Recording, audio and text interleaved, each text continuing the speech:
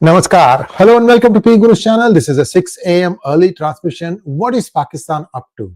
Now that they have been soundly defeated, roundly defeated, really badly defeated, two of their nuclear storage sites completely smashed up. There may be a couple more remaining, but how long is it going to take before Pakistan embarks on another nuclear bomb drive?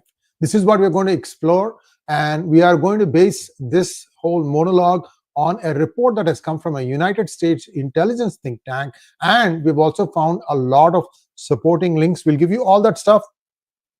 Do look up the description section after this video for all the links. We'll be happy to put those things there. So we have got a small slide deck to present to you, because this is what we're going to follow, how the determination has been done. This is the strangest country in the world. You have a general who has had bad ideas, and he makes some threats saying that Hindus must be exterminated, that they can't, all that wild stuff that he put out. Then on the 22nd, you have the incident in Pahalgam, 26 people killed in front of their significant others, and then India hits back. And now what has happened is that this fellow gets promoted to a field marshal. What the heck is he thinking? And what about this puppet of a Prime Minister, Shehbaz Sharif? Whose march is he beating to? Or whose beat is he marching to? Rather, that's a better question to ask. So is the army still in control? Or is it China that is controlling Pakistan now? But wait a minute, wasn't United States controlling Pakistan? What about that? What is US going to do? Are they going to sit and then just suck their thumb like the way they used to do? I don't know. This is my US taxpayer money, and I'm pissed as hell that US keeps investing money into this sinkhole called Pakistan and gets nothing out of it. And you hear the things about Donald Trump Jr. taking a trip to Pakistan and saying that, oh, we are going to invest in crypto, and then we are going to be buying some mining rights. Dream on, guys. Balochistan is not allowing anybody to come inside. They know exactly what they want. And I don't think United States is going to do any better than the other countries. China has been, getting a bloody nose from Balochistan for a long time now. Anyway, so this is the premise of this whole thing. Let me just show you the slide deck, and I'll show you the data that is coming out of the think tank in Washington, D.C. Which is that think tank? Why should it be taken seriously? Because after we saw that article, we found some reference material that seems to support this premise. Here we go. And I hope you have already liked this video. This is very important because this is the first time I think somebody is taking a look at what lies ahead in the next few years. What does India need to continue to do? That's what we're going to talk about. Here we go. The United States Defense Intelligence Agency, this is a think tank that essentially puts out papers that are very effective, very accurate, and let's put it this way, they are very reputed. And they have raised fresh concerns about Pakistan's military posture, stating that the country views India as an existential threat and is committed to expanding its nuclear capabilities. I mean, they don't even have a bomb. Somebody will have to just donate it to them, and somebody will have to pay for it. This is the whole premise. The question here is, how many of these rich oil countries are playing a double game? On the one side, they hunt with the hounds. On the other side, they run with the hares. We know Qatar has played its hand. What about Oman? They're supposed to be neutral. Are they neutral? Were they not sheltering 2 submarines of Pakistan recently? That has been the blame. They haven't said yes, they haven't said no, but questions are being asked all the time. Also, what about Kingdom of Saudi Arabia? Are they also playing a double game? We don't know. We don't want to cast any aspersions, but these are all the nominees for those countries who will be wink, wink, nod, nod, trying to help Pakistan with its bomb. Look, these are incompetent nincompoops. If the oil sheikhs think that they can throw a few $1 billion to them and then they can create a bomb out of nowhere, you guys need your head examined. They are incapable, incompetent, and they are basically blundering fools. These people are not capable of doing any bomb, and whatever they'll get, they'll go and buy it from China. You're better off Kingdom of Saudi Arabia. You're better off Qatar trying to get the thing from China itself and see what United States does to you. Why have this proxy player in between called Pakistan? And this Pakistan is going to be split up into multiple components. That is the way India should handle it, in my opinion. And there will be this landlocked country called West Punjab. And that will be the one that will be breathing fire. And you need to just keep, whack-a-mole kind of thing, just keep whacking them and they'll subside over a period of time, maybe 50 years. But that's what is going to happen, in my opinion. But let's take a look at what the intelligence think tank from DC is saying. It revealed that Pakistan acquires or continues to acquire weapons of mass destruction related materials from foreign sources while maintaining close military ties with China. We told you already, right? Its deputy prime minister went to China. A bureaucrat came to receive him at the airport.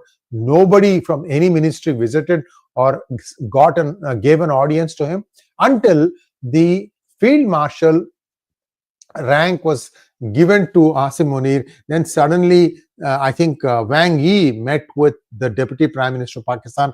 I don't know what the conversation unfolded. Wang Yi is another crook, is another wily cat, and Xi Jinping, what can we say? The less said, the better about him. We don't even know if he is going to be able to hold on to his power. There's a silent coup going on in China, and 3 countries are going to break up into multiple parts. Bangladesh, Pakistan, and China, in that order. That is my prediction. Let's wait and see what happens. Now, this report from the DIA underscores an accelerating arms trajectory that could significantly impact the regional stability. Sometimes these could be viewed as hyperbole, but we have to look at the basis for why they are saying what they are saying. Now, here is the inventory count. As of 2024, Pakistan had 170 nuclear warheads, and with projections saying that by 2025 they would have 200. I think this number needs to be reset because we know that 2 of their nuclear storage sites are now out of commission. My guess is this is reduced by more than half. Plus their nuclear command center has been taken out, and Noor Khan base. So I don't know if they are closer to 0 rather than closer to 170 as claimed by this article. I really doubt it. This is the Beltway thing. I really doubt if Pakistan even has 1 or 2 possible usable nuclear warheads. Pakistan is continuing to acquire weapons of mass destruction. Well, if they can make it themselves, then why do you have to go and acquire? Therein lies the answer. They don't know how to make it. I don't think they know even how to put together a nuclear bomb. Somebody will have to teach them how to do that. And I have a feeling that this is going to be a disaster for Pakistan, but let's wait and see what happens. The report says that Pakistan is continuing to acquire materials and technology from China and routed via Hong Kong, Singapore, Turkey, and UAE. I don't know, UAE is one of the silent spectators. He also allows a lot of hanky-panky to happen. For example, UAE used to re-export rice that it used to import from India, until India said, you cannot re-export rice that we are giving it to you, because India wanted to cut that link from UAE to Pakistan. So these are things that are happening all the time, but this religion is thicker than water. That stuff has to stop. I don't know when that's going to stop. UAE is one of the more sensible countries. I hope that they eschew this thing about religion uniting all these countries and get away from it, because Dubai doesn't have much oil. They only have enabling of businesses, and if they continue to do what they are doing, I'm afraid even that will collapse. I mean, GIFT City in Ahmedabad, it is going to get all the business from Dubai. Understand that Dubai's prominence came because India had a lopsided, very high customs duty for gold imports during the socialist regime of Nehru. And that made people to smuggle gold in. And the gold used to assemble in Dubai, and that's how Dubai became prosperous. It was India that made Dubai prosperous. If India can find a way to cut Dubai out, we'll see how this goes. Pakistan's been conducting joint military drills with China and the last air exercise was done in November 2024. And for Pakistan to continue down this path, they need to get economic and military aid from Beijing. Will Beijing be able to do that? Is Beijing itself equipped to do it? Are everybody in the CCP aligned along what Xi Jinping is thinking? I mean, this guy gets wet dreams about controlling India all the time, and India should start significantly reducing the import footprint from China, and then that would hit them harder than anything else, in my opinion. Pakistan's military priorities in 2025 will include counter-terrorism operations against TTP, Baloch nationalist militants, managing cross-border tensions, and nuclear modernization. Their army soldiers are shit scared to go and operate in Khyber Pakhtunkhwa and Balochistan. What kind of control are they going to do? Unless they decide to go and nuke the entire Balochistan, and even China might not want that, because they want to be able to still extract the minerals and mines from Balochistan. So this is not an easy thing to solve. Some of these things in this report, I'm a little not very incongruence with them. I think this is a bit of a hyperbole. Maybe they have not done their homework. But be that as it may, the thirst to somehow beat India. Look at what they claim. 5 decoy drones downed, and they said that they downed 5 Rafale jets. The entire world bought it up, lapped it up, until we came and explained that, look, this is all decoy drones, and these decoy drones were actually mimicking the signature of a Rafale, and your ADS could not detect the real thing from a decoy. That's how good Chinese equipment is. And in 2024, Pakistan experienced a significant surge in domestic terrorism with over 2,500 fatalities resulting from military attacks, a 66% increase compared to the previous year. This escalation was driven by intensified activities of the TTP and the BLA, leading to Pakistan's ranking as the second most affected country in the Global Terrorism Index of 2025. Number 2, notable incidents contributing to this are the March 2025 hijacking of the Jafar Express, offboarding everybody and then taking the train and putting it underneath a tunnel. It was a genius of an idea. They couldn't do anything. So this kind of operations that BLA is doing, they're getting very effective.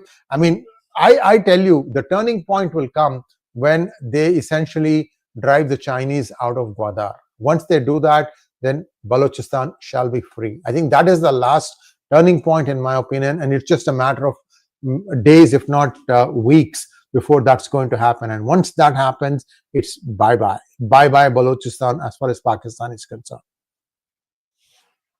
There are a lot of security challenges in this region, and I don't see Pakistan being able to cope up. Even if they keep getting billions of dollars in aid from IMF or any other bank, I don't see them being able to stem the tide. I think BLA has grown to be a very effective fighting force, and I think this is ending. This is going to end in Balochistan becoming free, one way or the other. In September 2024, Taliban and Pak border forces clashed near border posts, resulting in the death of 8 Taliban fighters. That is what Pakistan has claimed. But in March 2025, Pakistan and Afghanistan changed air and artillery strikes on each other's territory, each citing alleged militant infrastructure as the target. Why is Taliban turning against Pakistan? Well, it is believed that Pakistan did this one drive to drive out, I think, 3 million Afghan who were living in Pakistan. And what they did was, as they were about to cross over into Afghanistan, whatever savings these families had, everything was robbed from them. Anything useful. The army, Pakistani army, looted all those people of all their worthy possessions before they kind of hit them and shoved them into Afghanistan. And Afghans are a very proud race. They have not forgotten the slight, and I think that is the reason why now Taliban has turned against them. In fact, we know that Taliban has completely stopped poppy production, and India is helping them in a huge way by giving them all the grains they need. It's a different matter that Sharia is well enforced. That will have to change, but I don't know when that is going to happen. Right now, Taliban appears to be more friendly to India than to Pakistan. So what should India do? India is already showing a lot of global leadership. It's also focusing more on China rather than Pakistan. What does that mean? India is now looking at China as a greater threat than Pakistan, although Pakistan remains a tactical concern. There's a reason for this, and I told you about this, right? How many Chinese soldiers and armed personnel specialists were operating their equipment. Essentially, they were fighting the war on behalf of Pakistan, which means essentially it was India versus a triumvirate of Pakistan, Turkey and China. And in China as well as in Turkey, they have had some casualties. They are not saying it, but this is essentially like a thief who has been stung by a scorpion when he comes to rob your house. What is India doing? It is enhancing its bilateral defense ties with many countries that are adjacent to China. For example, Indonesia, Philippines, Taiwan, South Korea, Japan. All of them are good candidates to buy India's BrahMos missile. And if they start doing that, who knows? China's goose might be cooked well and good. At least if this is something that they use to try and take out some critical things in Chinese installations, it's game over, and then China will be ripe for a breakup. Now, India is also doing trilateral engagements like the Quad, the BRICS, SCO, and ASEAN. They are doing it, but you can see slowly but steadily that BRICS, SCO engagements of India are becoming much less in terms of engagement and commitment from India. Now, the Made in India defense initiatives have really turned the corner for India with missiles like with decoy drones like Lakshya and missiles like 𝗥𝗘𝗙𝗥𝗡𝗙, the entire system where it integrates all the different components of India's defenses in one big system using AI. Very impressive way to shield itself. So this is something that probably is going to be also deployed along the northeast, which is where China could attack. I don't see them coming across from over the Himalayas. Their soldiers are not equipped for that. There may be some small skirmishes like what happened in Gandhwan, but even that they will not dare anymore. I think what's going to happen is they'll try to make a land incursion either by trying to come through Bhutan or probably in Arunachal Pradesh. We'll have to wait and see. I think India is ready for it, and I think this might be the point where China will realize that they are no match. But this is again subject to what Chinese unleash. It could be that they may have some things like hypersonic.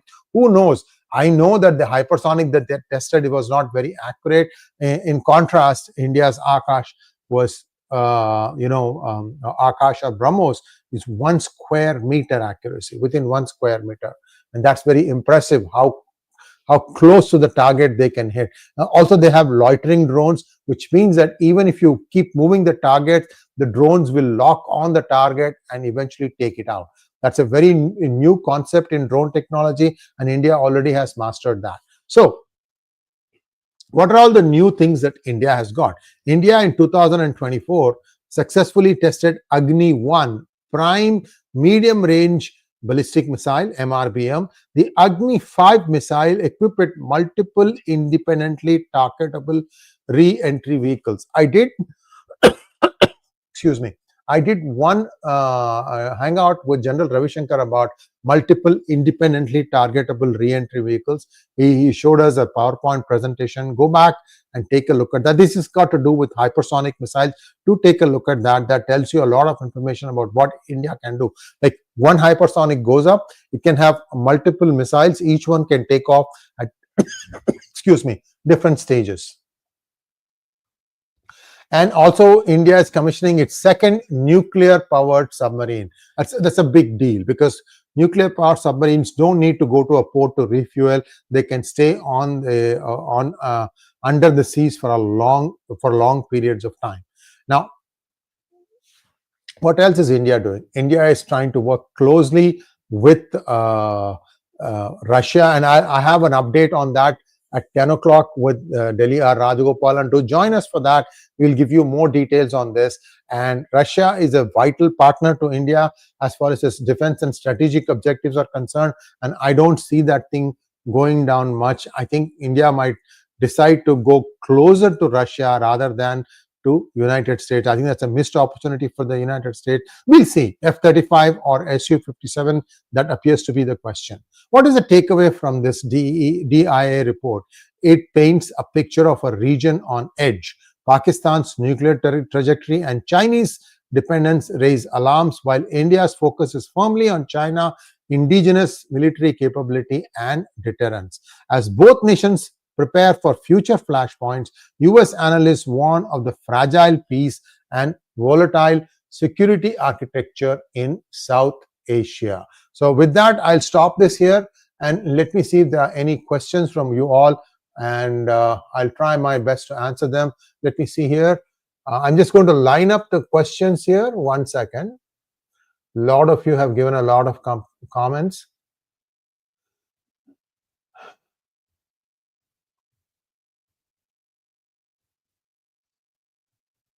Yeah, many people have drunk this Kool-Aid because they know they can't. And that's why even if somebody remotely claims victory, everybody starts amplifying it. They're stupid fools. That's all I can tell you. Quite a few questions here. Hold on.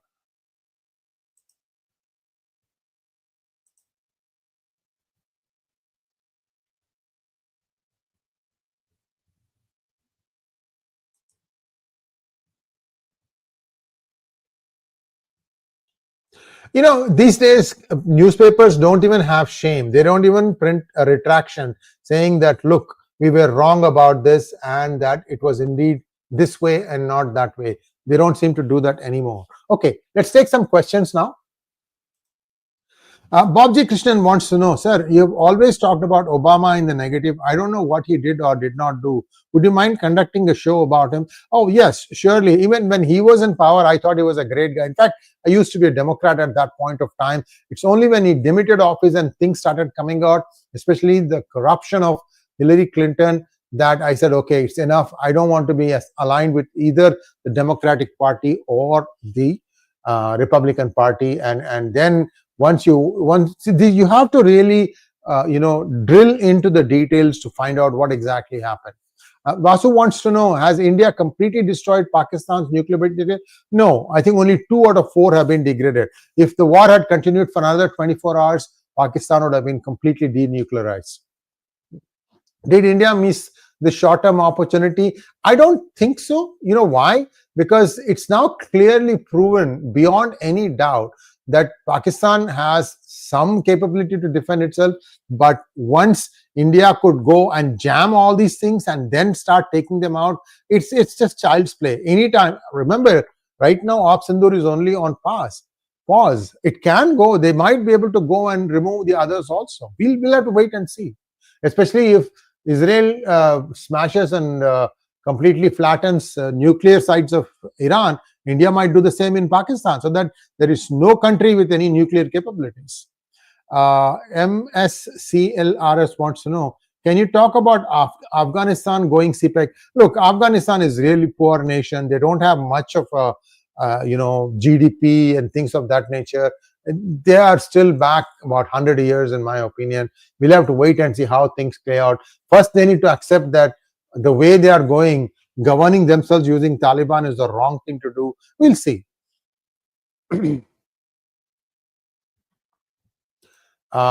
Next question from Ramkrishna. Is it true that actually USA who set up the storage facilities in Kirana Hills during Soviet-Russian invasion of Afghanistan, since then they retained them there to counter India? Ramakrishna, this question was asked to the 3 good generals and they said no. US has no storage, no nuclear footprint in Pakistan. I mean, they know how volatile this region is. They would not be risking that. They said that it is actually all Chinese technology. When Chinese are foolish enough to do that, that's their problem. Venkatraghavan says, high chance of Pakistan opening up the local radicalization in Bharat and make terror attacks look local, and hence Pakistan can't be attacked. Amit Shah has a lot of work on it.